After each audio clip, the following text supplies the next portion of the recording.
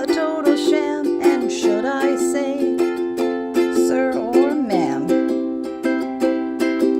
So after you get your many loves, put on some nitrile gloves and listen in. We'll help you out. We'll help you with some sex with Robin. Sex with Robin. You know you want sex with Robin on Split Radio. Butt plug still. Oops. Sorry about that. Hi, let me know if you can hear me. It should be working. It should be working. Welcome to Sex with Robin on Split Radio. It is Monday. Hello, happy Monday, everyone. On Sex with Robin, we talk about sex, kink, dating, any and all of that good shit. And today, Facebook good on audio. Thank you so much. I appreciate that. Today, we're going to talk STIs, like testing and talking to partners about that. Today was good on YouTube. Thank you, Peter. Yay! So yes, welcome. Everything is good. It's been a weird morning because I think it might actually be the first time ever that I was like ready, ready to go at 10 o'clock, and I was like early, and I'm like, what do I do? What is this being prepared and early? I don't know. My hair's a little whatever. It's all good. It's all good. My name is Robin Beach. I am a former stripper, former pro-dom, former nurse with experience in cardiology, psychology, and sexual health. And now I work primarily as a sex and relationship educator, consultant, coach. So I work one-on-one with people, or I work with certain organizations sometimes universities, sometimes medical communities, sometimes all the things. Whatever. Anything related to sex, I'm there. We are located in Vancouver, Canada. So it is morning where I am. Colonially known as Vancouver. I hope this doesn't bother you. But I'm currently on the traditional, ancestral, and unceded territories of the Coast Salish and Musqueam Indigenous tribes. And it is very, very warm. Like you're having a bit of a heat wave here. I don't know how it is where you are. Bit of a heat wave here. So I'm already like cooking. I've got the fan in front of me, and hopefully the noise isn't too bad. So basically talking about STIs and testing and stuff like that today, and how to talk to your partners about that, because I find I'm like, let me know in the chats like where you are on this. I always encourage discussion, questions, even if you're contrasting what I'm saying, like that's totally fine. I'm all here for discussion. I'm not perfect. I don't know everything. Like the whole purpose of this platform is to open up conversation within a sex positive, inclusive as possible way. And I was like, this was me. I feel like you can sometimes tell what's going on in my life depending on what topics I'm doing. Like I often will do a topic that is requested. If you have a topic you want, I'll do it. And I'm working on planning the shows throughout the summer, like when I'm going to be here, because I might not be here sometimes. I'm going to try to be here all summer, but I was like, I need to get tested. And I was like, oh, we could talk about that. So like this show is basically my reminder to get tested. And I also hope it is a reminder for you to go get tested, whether or not you're monogamous, whether or not you're seeing anyone, always a good idea to go get tested. And I can't tell you exactly how and where to get tested because that depends on your location. In Vancouver, Community is a really good resource, options for sexual health. You can pretty much go to any lab now. I believe, I don't know, some of them need an appointment or a requisition. If you have a doctor, ask for a requisition and specify, because sometimes you have to specify. If you're like, I want, the entire STI panel. Sometimes you do need to specify HIV and Hep C. That might not be on there. So if you're wanting that, make sure you specify and see what it is you are being tested for. Like, look on your requisition, which usually is, oh, see, as a medical professional, I don't know if lab requisitions are easy to read or not for those. It should be. It should be fairly straightforward. If you have a requisition and you don't understand it, like, you can contact me and ask, and I can try to help explain what they're testing. But it should be on your requisition depending on where you're from. I don't know how it is in the States. So, actually, there's my question. Oh, I just realized something. Do you have to pay to get tested in the United States? I feel like the Americans, my American loved ones, are gonna laugh because they'll be like, it's probably yes. I always call Mandy or text when I think of something. I'm like, wait, so do they charge you for this? She's like, yes, Robin, they charge for everything. Do they charge for this? So here's my question, and I assume the answer is yes. Does it cost money to get STI testing in the States? Oh, we've got a comment here. Thank you for answering. It says it depends on your insurance. Okay, that makes sense. And so I assume with an insurance plan, there's like a limit, like as to how many times you can get tested per year and have it covered. Yes, thank you. Yes, comments. I need to know these things. These are important questions, honestly. Comment, yes, in Idaho, we have a nonprofit that will do it for free, but ask for a donation. And that's, oh, hi, Christy. Okay, that's great to know. Actually, I really like that. Good to know. Another comment, there's free testing in some places in the US, but they do not cover all the tests. Okay, okay. And comment, some insurance plans will cover it, some won't. Thank you for letting me know. So yeah, if you're not sure, check your insurance policy, check your local area to see what it is required for you to get tested, whether you need a requisition from a doctor or if you need to make an appointment. Some places are walk-in, and if you're in the States, if that's something you have to pay for. No, here you can pretty much walk in anywhere and ask for STI testing, to my knowledge. That's what I do. Or when I was living in Vancouver, I would go to community a lot. But we're just in this outside, so I'm not as close to community as I was, because it's like downtown Vancouver, if you will. So some people ask how often you should get tested. And it depends on your sexual activity, honestly, really. I would say definitely once a year, like minimum, if you are sexually active. If you have no sexual partners for a long time, then maybe not. But yeah, my absolute minimum is once a year. And I find it actually easy. That's something that my GP, my family doctor, which I know not a lot of people have, family doctors are hard to find, at least here, but he's been my GP for years, and I see him once a year for my checkup. And he's the one who encourages me. He'll send me every year.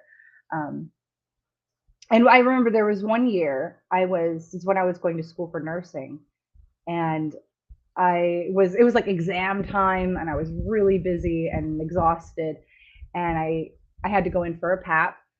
And so I'm getting my PAP and my checkup, and he goes, and yeah, don't forget, here, I'll write you there's a lab like upstairs from my doctor's office. And he's like, don't forget, get all your blood and your pee. And I was like, oh, I honestly don't have time for it this year. Like right now, I don't have time for it. This was years and years and years ago. And he says, well, have you been having safe sex? And I was like, yes, I've been really careful. Absolutely. And he hands me the requisition and goes, there's no such thing. And I was like, oh, you got me. You got me, because you're right, and I know it, and I can't argue with that. So I was like, nope, you always get tested every year. Because I am a happy, proud, ethical slut, depending on how many partners, like new partners I might have, or how many partners they have, I usually get tested every like 3 to 4 months, 6 months at the most, if I'm not particularly active. So this is me reminding myself, I gotta go get tested, and I want to remind you, go get tested. We got a comment here. I get tested every 6 months if I'm fluid bonding and active. I haven't been active for 2 years. I tested after my last sexual relationship. I haven't tested in 2 years because I haven't had a need. I'll test more frequently if a situation rises. That makes sense. And I'll just explain for those that maybe don't necessarily know what fluid bonded means. It basically means you and a partner have discussed being okay sharing fluids, bodily fluids. Um, so, and that's a great thing to discuss on when you're sexual with another person. What are your barriers? Like, what is it that you want to do? How do you want to approach fluids? So if you're fluid bonded with somebody, that typically means you're okay sharing fluids. I've also heard the term blood bonded, because some people might be quote unquote like fluid bonded, where they're okay sharing sexual bodily fluids, but maybe not blood. Blood bonded is like everything, including blood exchange, is okay. And that's all about risk assessment. It's totally up to you and your partners. That's something you need to discuss. Um, yeah, if you haven't been active and you've tested since your last sexual relationship, there's no real need to test again. However, I will say, even if you are fluid bonded with somebody, if you're in a monogamous relationship, still get tested. And that was actually something that my doctor said, because he's the one that's always pushed me to get tested at least every year minimum. And he says he does that with all of his patients, because and he even says, even if you're monogamous, you never know, always a good idea. Because unfortunately, that's how some folks might find out about infidelity or cheating or something like that. So just get tested. If you are having sex with somebody, even if it's one person and you're fluid bonded, I'd get tested anyways. Another comment: every 6 months, if there is an outbreak, yeah, no fluid bonded partners. Yeah, yeah. Let's talk. Let's continue, because I'm like really excited. There's so much to cover. Honestly, people think like, oh, just talking about STIs. I know how to get STIs. I know to get STIs.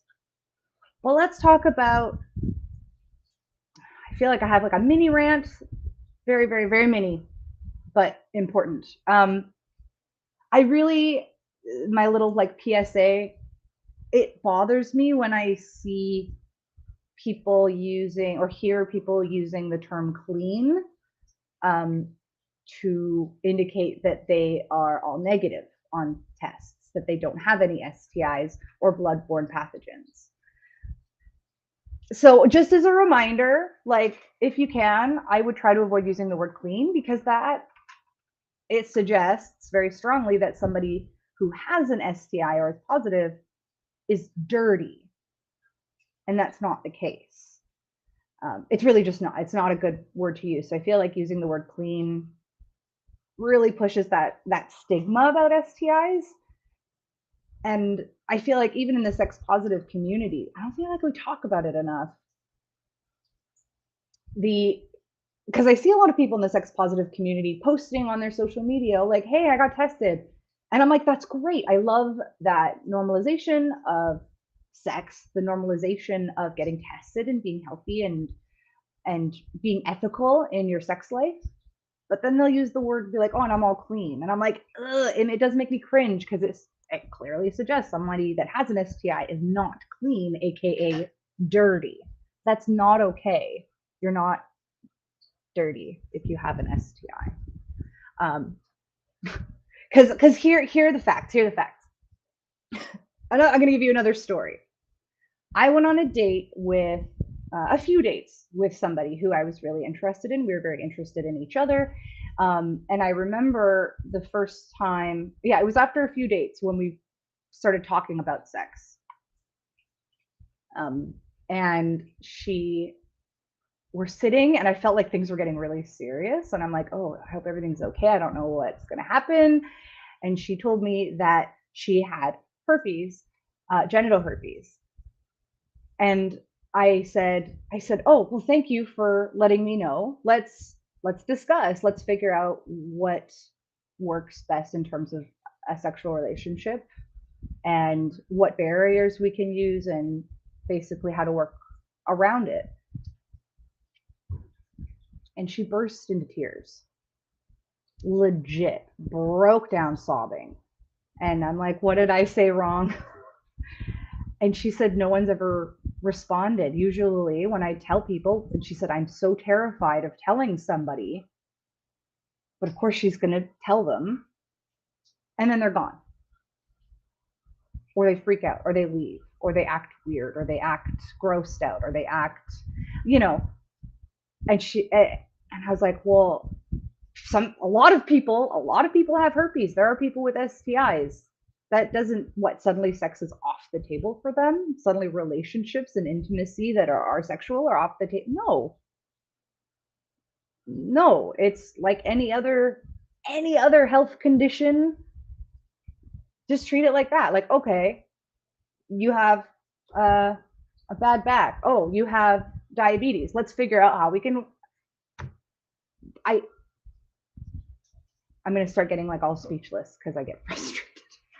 Okay, so message out there for those of you that have or have had an STI, you're not dirty, and you can still have a sex life. You just need to know your body as much as possible. Really get to know your body and your maybe conditions or whatever you want to call it, and educate yourself and figure out with your partner, help your partner figure out, okay, what works best for you. And guess what? We've had a lot of sex, and I don't have herpes. You can still have sex. It just, for example, we made sure that there were always barriers.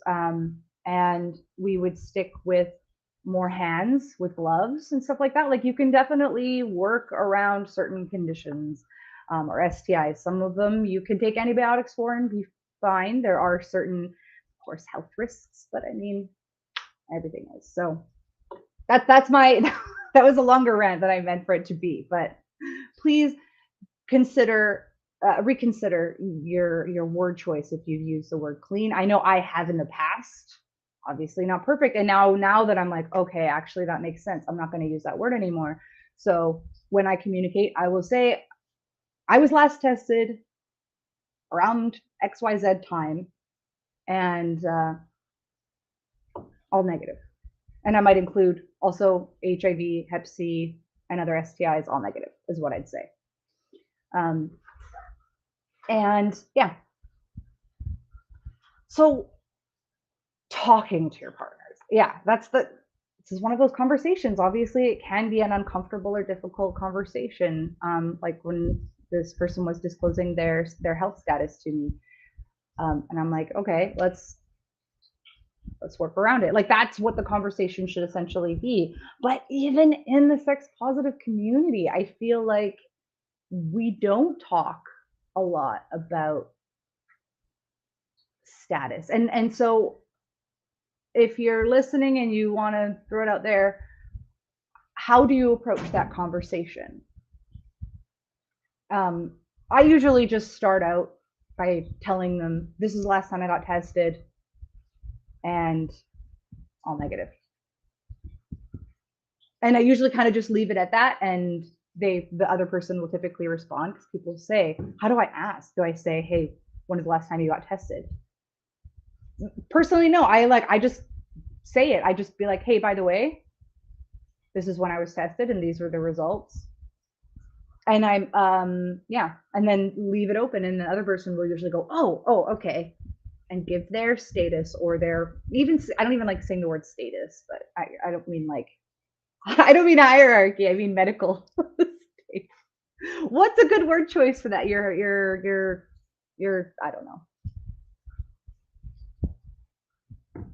So and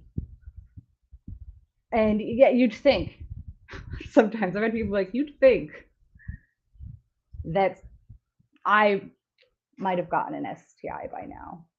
Like, I'm actually kind of surprised too, but no, because I get tested regularly, and if I'm especially sexually active, like, yeah, every 3 to 6 months sometimes. And I talk with people, so I guess that's what's ethical about it. If you don't get tested, or if you don't talk about it, Obviously, there are issues. It is illegal, I believe, in Canada.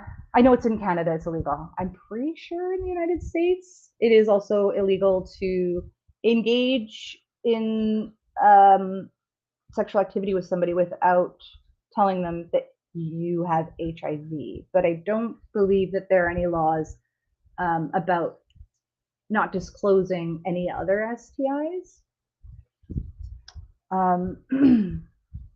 If you do get tested positive for an STI, at least here, I can only really speak for here in Canada, you need to contact anyone you've had sex with in the last 6 months, and usually the staff will give you the option of, they'll be like, if you want, give me the names and numbers of your sexual contacts and we will contact them for you if that's not comfortable for you, or we can trust you if you say you're going to do this, that you will contact them.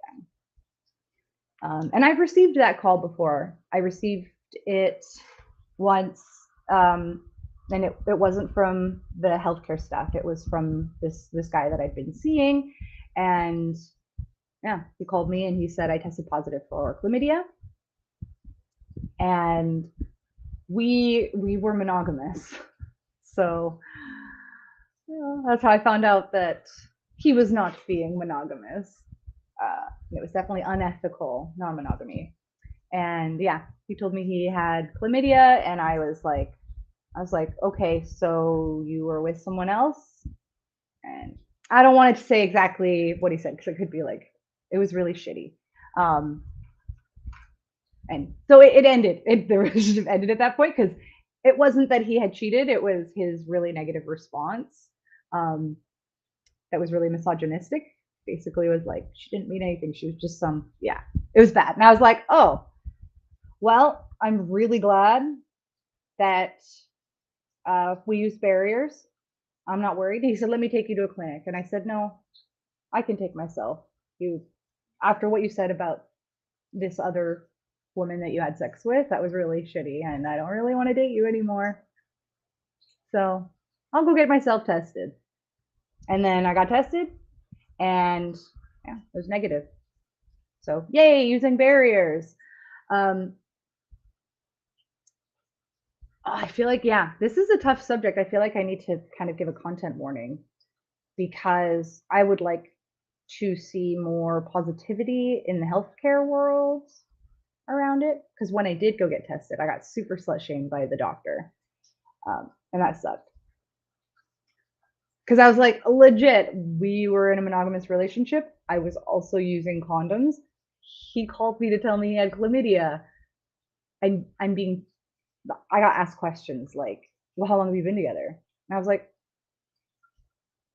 what the fuck does that have anything to do with anything? It was not a good time. Oh, we got a comment here. When I tested positive for gonorrhea, the clinic never even asked me to tell anyone. What? Of course I did though, but I just found that odd. And I'm in BC as well. What? They didn't, that's weird. That is not normal. Typically that's their, wow, that's not good. And then you wonder why there's outbreaks, like that's in a, I shouldn't say post COVID, we're not exactly, but it's a post COVID world. Not that it's after everything, but after it has existed in a post COVID world, we should be familiar with contact tracing at this point. Like, if you test positive for an STI, you should contact your sexual partners in the definitely last 3, maybe to 6 months. I'm really surprised that the staff didn't tell you about that. Maybe it was a busy day. Maybe the staff was having a really bad day and they fucked up. Who knows? I'm glad you did. I'm glad you did tell people, because yeah, gonorrhea is something that is treatable. It's very treatable, but easily spread as well. So you gotta stop that in its tracks. And yeah, I hope you had a fairly, I shouldn't say good experience at this clinic, but at least that you didn't have a negative experience. Because a lot of people still do. Like I mentioned, I had a pretty shitty experience when I had gone. That again, that was, I don't want to say how many years ago that was. It was over a decade ago. I have noticed, at least here, things are a lot better. They're not as good as they could be, but they're getting better. Um, I remember going to a bathhouse in Vancouver that was typically, usually like men only, but they'd have like a once a month, like a all genders night, and they had a little office, and I believe this was uh, community staff. I might be wrong. And they had people just doing HIV like rapid tests for free, and you'd even have to give a name because that's very community. You can go there, you can give an alias or a letter or like an initial or something, and you can do rapid tests. And they were doing them at the bathhouse, just offering them there free all night. And I was like, that's awesome. It's a great idea, just to help normalize these things, you know. Okay, so talking to your partners. Let's kind of get on that because I feel like that's something that I've been actually getting people talking to me about recently, which is also like, okay, I gotta go get tested. About bringing it up with your partner, like maybe with a new partner. What I tell you how I do it. Maybe when to do it is a good question. Um, Not during sex. It's not a good time to bring up that conversation.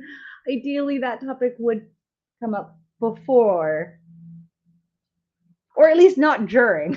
Because if we're talking like fluid bonding or something, or you know, you're in the middle of a sexual scenario and maybe you want to suggest being fluid bonded during that sexual experience, maybe not the best time. Um, because we don't always make the right decisions in those times. I mean, we're also quite vulnerable in a sexual scenario. So maybe you don't suggest, uh, you know, talking about your status or like talking about your precautions in the middle of sex. I just try to avoid that. Before is good. And if you wanted to be different, if maybe you want to talk about, you know, quote unquote fluid bonding, I know some people really don't like that word because it kind of implies a status, but whatever you want to call it, you know, if you're wanting it to go without certain barriers, don't bring it up in the moment. Maybe wait until afterwards and then have a talk about it. Let's see. A question here from Peter. If I occasionally have cold sores, should I tell potential partners when they're not active? Uh, that's a really, really great question. If it was me, I would. Um, I would kind of just because, and I've had people say this to me if we're like sharing chapstick or sharing a drink before kissing.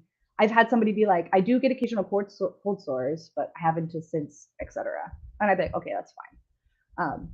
And I've always appreciated when people have said that. But I mean, you probably don't have to. Although, if you are talking about oral sex, I would definitely with oral sex, I would bring it up. I would say, hey, by the way, I occasionally get cold sores. Um, yeah. So if it's an oral sex thing, I would. And I mean, yeah, I personally would, even if it was just a kiss or something, but I don't think it's entirely necessary. What are other folks' thoughts? But that's my opinion. Because lots of people get cold sores, and a lot of people have basically the virus is just dormant. So you could have the virus for years and years and years and not have a breakout. That also goes with like genital herpes as well. You could have it dormant in your system for a long time and just maybe, you know, in a decade it pops up and you have your first breakout. So I feel like because I've never I've never had a cold sore or like a breakout or like herpes or anything. but it wouldn't surprise me if it was like in my system dormant, honestly, because it's so common. It's like 80% of people have it in their system to some extent. It's just maybe they don't break out or they haven't. Yeah. And yeah. So I had actually, I'm going to read it. I've been given permission to share this because someone texted me. Oh, I've got other texts. Hang on, try not to respond. Okay, there's Mandy. Here we go. Mandy's texted me. Okay, so I had someone text me and give permission for me to discuss this topic or this talking point, really. Let's see. Recently had the pre-sex STI conversation, and that person said they had to go back and check with their partners. Okay, cool. They hadn't talked enough, I guess, so I get that. And then it continues. But what threw me was when they came back to me and said all of us needed to sit down and discuss. Am I crazy for not wanting to discuss sex with one person by committee? And so thank you so much for sending this to me, because that was like, I was like, okay, we have to talk about this. Because everyone is going to be different. And like I said, even in the sex positive community, I don't think we openly discuss how we have these discussions. We're not communicating, we're communicating about communicating. Welcome to non-monogamy. So yeah, in non-monogamous situations, it is a question of like, who's included in this discussion and who needs to be considered. Like, how far down the line do you go? Sorry, I'm going to remove this comment. Thank you very much, Peter, for sharing. Yeah. So, how far down the line do you go? You talk to, and are you how far down the line are you talking to, and how far down the line are you taking into consideration or needing to know status? Because it can get, for those of you that are familiar, the like slut sex positive slash non-monogamous slash kinky slash all these other communities that are typically sex positive can be very incestuous, for lack of a better word. It's, you got to write it down. There's charts and mazes sometimes. So I don't need to know who all you're sleeping with. I feel like that is your business. If you want, you can share. Like, if when I say you, if this is somebody that I'm talking to, I'm not necessarily going to be like, who all are you having sex with and what are your precautions? Because I don't feel like that's my business, honestly, in terms of like being really independent and having personal and bodily autonomy. I'm kind of relationship anarchy-y, and I'm like, nope, that's your business. We'll talk about your getting tested and basically what you choose to tell me. If you want to tell me how many partners you have, that's fine, but you don't have to, at least for me, you don't have to ask permission to have sex with somebody. You don't have to ask permission, like, to date. That's what kind of it feels like a little bit to me, to feel like I have to know who all you're having sex with. And I'm kind of like, no, that's your own business. But if you are tested and you tell me that you're ethical, you give me a good vibe, and I might be willing to go fluid bonded, but it's totally situational. I don't think you need a committee, personally. I think that is going to really increase the awkwardness of an already socially taboo topic that we're all trying to help normalize. You're not alone for being like, okay, wait, what? We all have to get together and talk STIs. I can see that. I can see other people wanting to do that. It doesn't surprise me necessarily. especially if it is kind of a polyfidelity situation. I'll explain that what that means. If it's like if you're polyfidelitous, or polyfidelity is essentially if you have like a group of people that are all involved somehow non-monogamously, but within that group they don't want to date or have sex outside of that group. So it's fidelity within this group.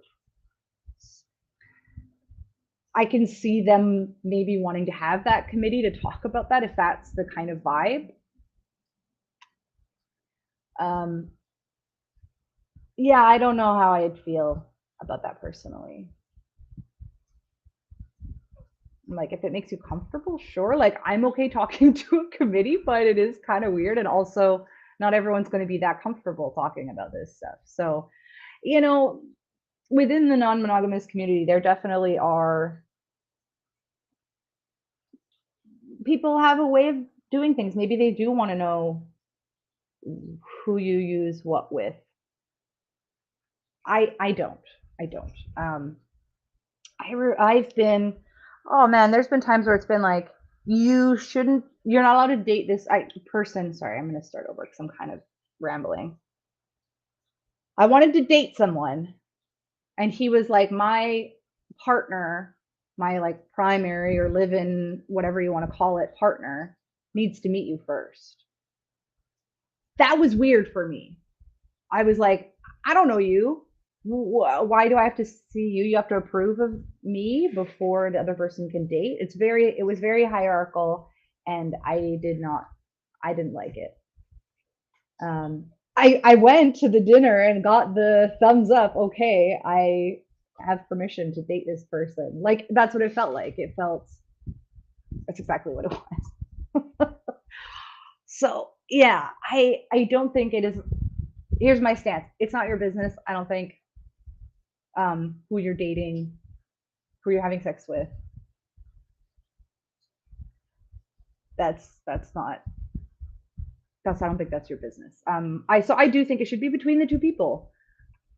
That's me personally. I can see a committee being awkward as fuck, and if you're not comfortable with that, I'd bring it up. Be like, hey, I respect that is something that the folks really want to do. Like, I respect how much you want to cover this and be open about it. I don't want to talk to a committee to talk about having sex with you. We got a comment here. I would be fine discussing STIs with potential partners, but not as much going to their other partners or partners of partners and teach them sex ed because they haven't learned yet. Yeah, that's a good way of saying that. Just be like, I'm fine discussing STIs, but maybe with the person that I'm going to be having sex with.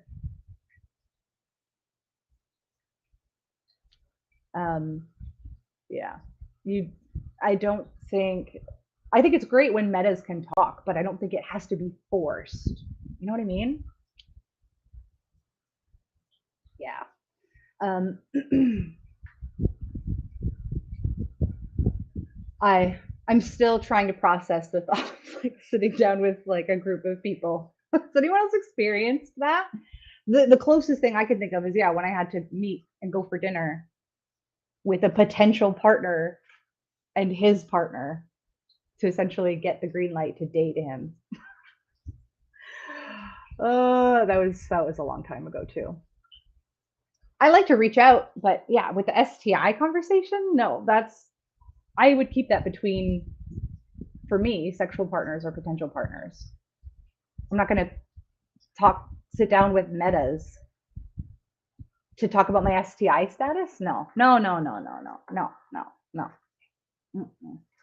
I'll sit down with any meta, but I'm trying to put this into words. What it feels like. It feels. Help me out here. It feels like there is a status almost. Like I have to go through upper management, right? I don't. What does that feel like to have? It would be intimidating. It would be awkward if, and I wouldn't do that to anyone else. Do you think if someone is going to have sex with Brandon, my co-parent, that I'm going to discuss STI status with them or like their sex life, whether or not they have sex? No, no, no, no, no, no. That's your body. Bodily autonomy, personal autonomy. That's your body. You get to decide what you do with it.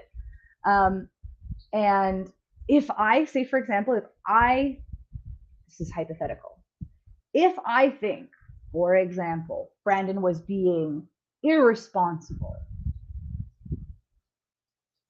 then it's not on me to say, you need to use barriers or you need to do this. If, again, this is not the case, but hypothetically, if Brandon was being sexually irresponsible for me, then what do I do for myself? That would mean I would say, I'm not having sex with you without barriers. Or I'm maybe not doing certain activities with you. And that's not a punishment or an ultimatum. It's just, those are my boundaries. If I don't feel comfortable sharing bodily fluids with you due to what I'm kind of seeing, that's my decision.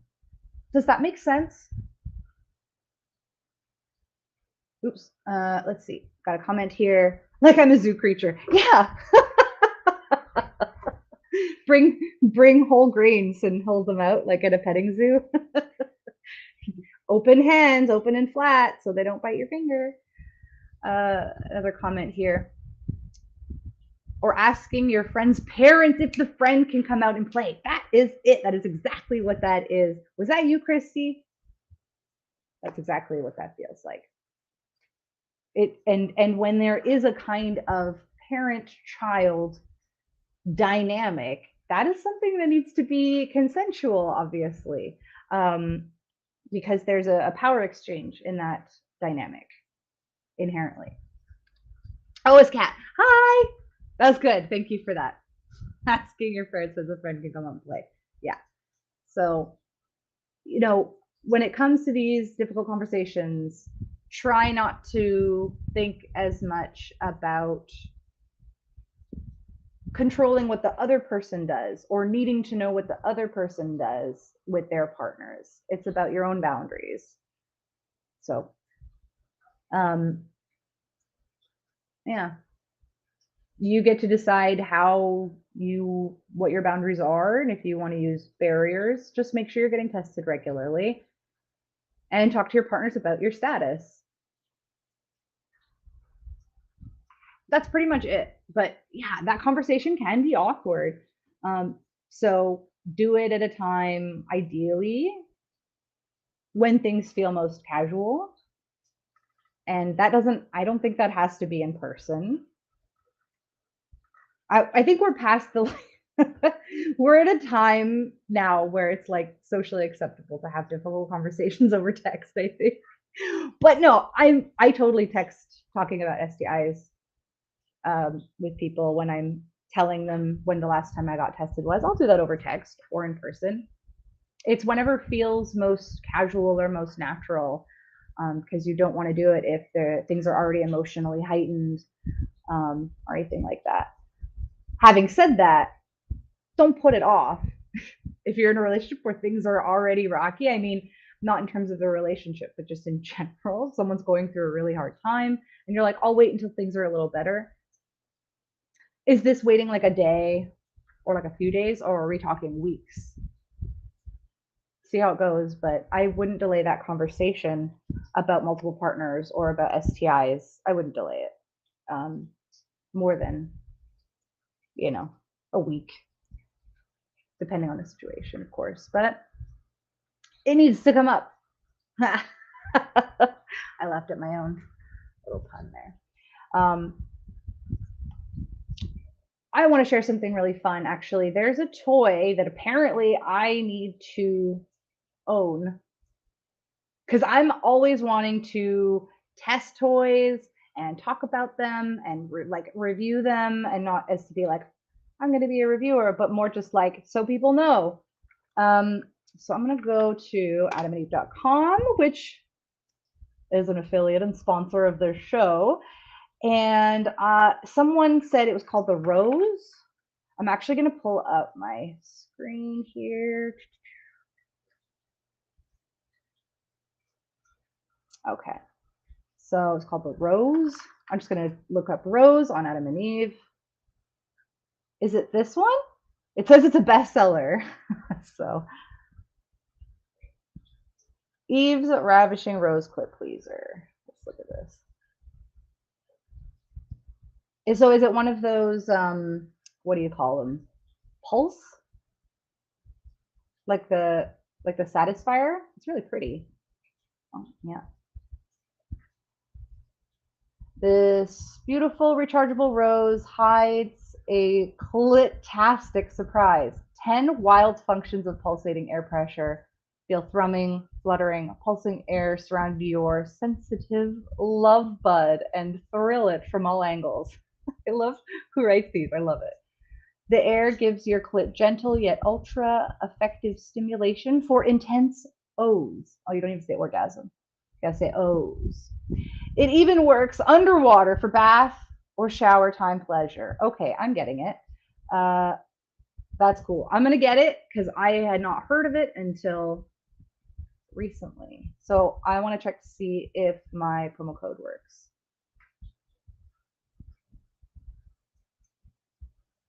Because it should give you 50% off almost any one item. So let's see how much this one applies. Do I get a discount? I got 50% off. It was, I don't know if you can see this. It was 80.95 Canadian. Now it is 40.47. Boom! And I'm going to take that off the screen so you can't see me entering my personal financial information. I'll make sure that shows up soon. And I'll be sure to test it out. So, oh, we got a comment here. Is the rose just a harder to hold womanizer from Cat? I'm gonna find out. I'm gonna order it.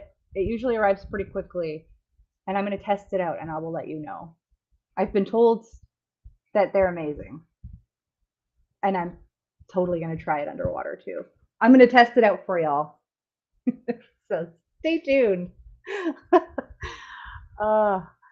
Actually, speaking real quick about STIs and toys, don't forget to, if it is a toy that you cannot sanitize, and when I say sanitize, I mean put it in boiling water for 10 minutes. So if we're talking like a silicone or glass or metal, some say put it in the dishwasher. I'm just going to give you my real quick spiel on that. I mean, actually, we just got a new dishwasher, so it's probably pretty good. But I've had some old ass dishwashers, and I don't know how well they're working, if they get hot enough or long enough. So personally, I prefer to put it in boiling water just because I can see that the water is boiling. I know that it's working. So I feel rest assured and confident that it will be sanitized after 10 minutes of being in boiling water. If you cannot boil it, then maybe use a condom, or you can just wash toys gently, but I wouldn't use them between partners or between vagina and rectum interchangeably. I would not. So if you can sanitize it, yes, you can switch between your vagina and an ass, as long provided that you do sanitize it between going between those holes or between partners. You cannot sanitize it, either then put a barrier on it or just don't use it with other people. There you are. Little PSA for you. But I think I'm going to head out pretty quick, unless people have any questions about STIs or those difficult conversations, because I know that they're uncomfortable. And when I say barriers, I could mean condoms. That could also be gloves, nitrile or latex if they have latex. Check if they have an allergy. Like sandwich bags are not going to be effective against certain pathogens. So dental dams, and I've shown this before. If you use a condom, you cut it down the side and it can become a sheet that is latex. That will work for like a dental dam for oral. That will be effective. The condom spread out will be effective. You can also do this with latex or nitrile gloves, where you essentially cut down the line and you spread it open, and those are effective. Saran wrap or pallet wrap is not effective.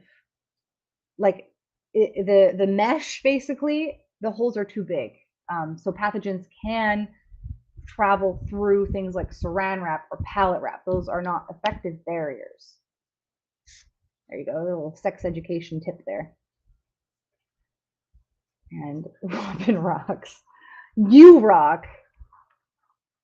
You're adorable. That's very sweet. Thank you. No, I just really needed to talk about STIs because I was like, those are the topics I feel like I need to bring up on a general, like regular basis.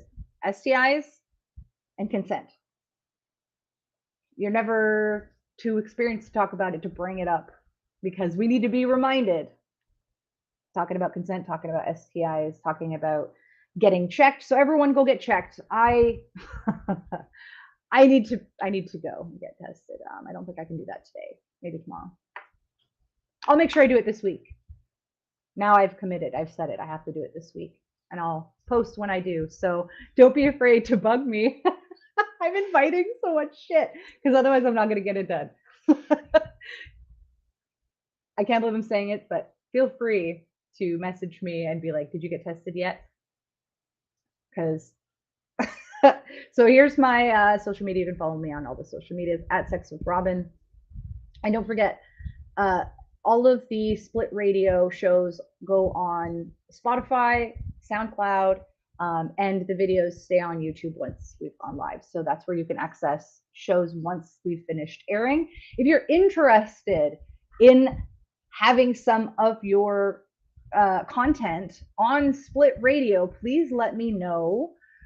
Mandy and I specifically created Split Radio for it to be accessible, because there are organizations or people that are, because this platform, it does cost money, and I am paying for that, but I'm not going to charge anyone to put their content on here. You know what I mean? Like, because people are charging for you to have a platform, and that's not accessible. That's not cool. I don't want to profit off of other people just having a platform. So if you're interested, I'm not going to charge you. You can have a platform and you can have your own sponsors, whatever. As long as it is sex positive and as long as it is inclusive, you're absolutely welcome here. So you can contact me at Sex with Robin. And other than that, I still have to figure out what I'm doing. I can't tell you what I'm doing next week yet. That's another thing I have to do this week, is schedule all the shows for the rest of the summer, because I'm also trying to figure out my summer plans. So when I'm going to be here, when I'm not going to be here, I will let you know. So follow the social medias. You can always message me if you have a question or anything like that. I do ask that if it's not just a simple question, if it's like going to be a long conversation, I do ask for some form of compensation, as that is something I do for work. I do the sex and relationship coaching and consulting, but if it's a quick question, totally go for it. If you are located in Vancouver, on this Wednesday at 7:30 p.m., I'm going to be doing a workshop called Pleasuring Prostates, and it has a live demo at the Art of Loving. I'm back to doing Art of Loving workshops every week, every Wednesday. So this week is prostate play. You do need to call them and secure your spot, because it is quite limited. It's like 20 people max. They're pretty small. So other than that, everyone, I love you all. Thank you so much for tuning in. Feel free to throw requests for topics my way. Other than that, take care of yourself. Go get tested. This is your reminder. Go get tested. Love you all. Mwah. Also, don't forget, if your family doesn't love or support you for who you are, I'm your family now. Those polyam, the loose smith is a total sham, and should I